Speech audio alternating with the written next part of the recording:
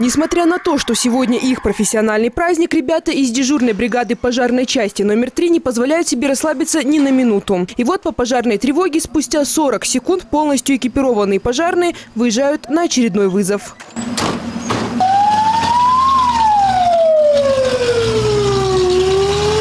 Мидербеку Беккужоеву 34 года. Он работает пожарным около 10 лет. У мужчины 2 детей. С его опасной работой семья давно смирилась. За эти годы ему доводилось тушить крупные пожары, да и людей из огня вытаскивать. Вот только из-за испытываемого стресса, говорит Мидер, мало что остается в памяти. Начальство постоянно повторяет, чтобы держались безопасность. Когда уже пожар, не знаю, об этом не думаешь, все-таки первое дело тушить пожар и спасти людей, а уже безопасность уже второй вариант идет, да? Каждый день пожарные проводят 2-часовые тренировки. Огнеборцам важно поддерживать и физическую форму, и профессиональные навыки. Всего по республике числится 3000 сотрудников противопожарной безопасности и 89 пожарных частей. В среднем каждый день в пожарную службу поступает до 20 звонков. Актуальных проблем очень много.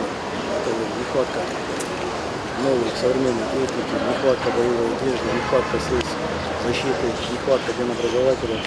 Вот такие актуальные вопросы. Несмотря на это, мы возложенные у нас обязанности выполняем. В последний раз экипировку обновляли 5 лет назад, и то лишь на 30%. Касается это и транспорта. За годы независимости было закуплено 375 машин. Срок работы каждой из них не более 10 лет, потому немалые средства тратятся на ремонт авто. У нас в боевом расчете до сих пор служат техники 70-80-го года прошлого века.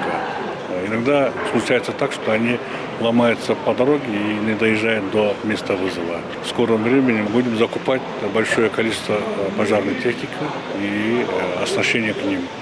Сегодня, говорят в МЧС, средства выделяются на ремонт пожарных частей и обеспечение жильем сотрудников.